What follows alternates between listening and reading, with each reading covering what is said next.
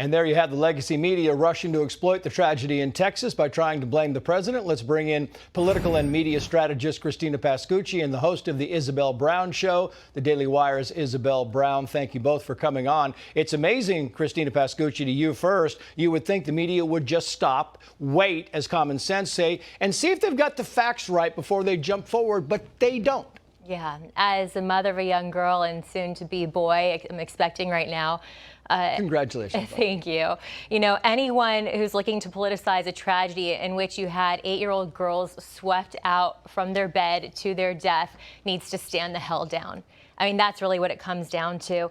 We should be more concerned about the victims, how to use airtime to get them help and resources that they need. That's where the focus should be. At the right time, perhaps, there are valid questions on how these cuts, there were 600 people from the National Weather Service and NOAA who were cut with the DOGE cuts earlier. Yeah. How will that impact emergency response? Sure, that's a valid question, but the time is not now. And in this case, we know that the San Antonio Austin office was overstaffed that night, and National Weather Service members themselves said they used every resource they had, every technology that technology allowed in order to reach people who were in need. So the media needs to check bias, but in this case, they contributed to it. How about check facts? How about find bias? Check your facts, and then you can run with the bias somewhere else. Meantime, Isabel, to you, I want to play. This is Hakeem Jeffries, right, the minority leader. It kind of going back to the old playbook, saying they're talking now about defunding ICE agents. Watch. Now, some Democrats, amid the criticisms of ICE right now due to these ICE raids, have started calling for defunding ICE.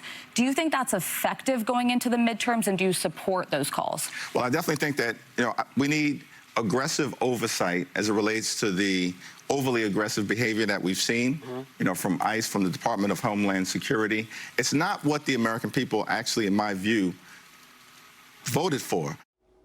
Yeah, so what he's saying is let's reinvent one of the biggest mistakes in Democratic Party history.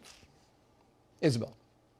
You're absolutely correct. And ultimately, what we're seeing on Capitol Hill and everywhere else in the zeitgeist of American politics is a complete disconnect from reality when it comes from the loudest talking voices on the left. These are people screaming about how they want to defund the Department of Homeland Security, who is, as we speak, boots on the ground in Texas, providing disaster relief to families who are facing the unimaginable this week with their daughters washing up on the shore of a riverbank. And yet, because it fits their political narrative, they are willing to say the most outrageous thing possible rather than reconnecting with our shared humanity, with a true sense of empathy, not the toxic, twisted, false version of it we've come to know and love from the left, obsessed with this type of political division, and of course twisting facts to an alternative narrative that ultimately would only serve their own political interests.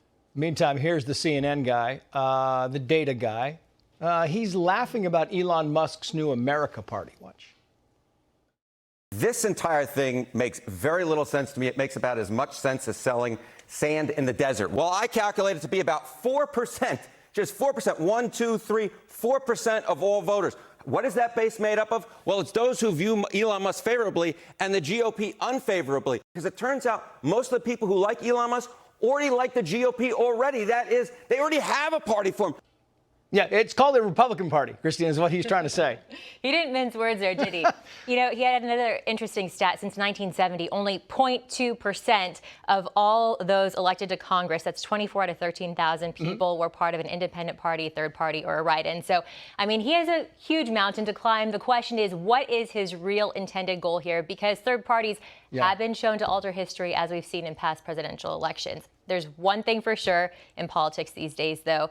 Expect the unexpected. I want to put this up on the screen. This is the rabidly liberal Sex and the City actress Cynthia Nixon, and this was on Instagram. Isabel, watch this. Look at the hat. It says, "Make abortion great again." Even the pro-choice comments were like, celebrating abortion as great is actually quite sick. It's a traumatic decision for everyone. It leaves an emotional scar forever. Somebody else says, "I'm pro-choice," and I think that hat is absolutely repulsive. What do you think about this, Isabel?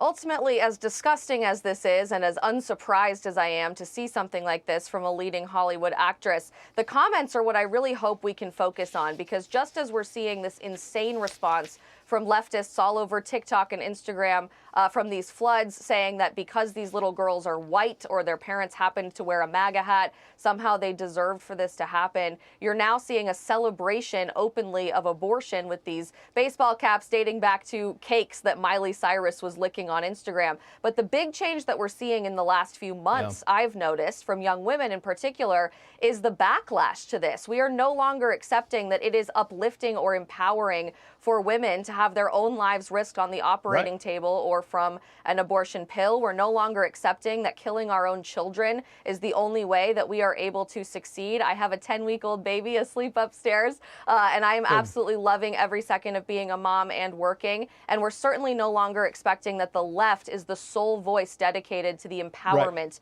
of true feminism and women. We're watching a very big seismic shift happening there. Isabel, Christina, thank you both. Hey, Sean Hannity here. Hey, click here to subscribe to Fox News YouTube page and catch our hottest interviews and most compelling analysis. You will not get it anywhere else.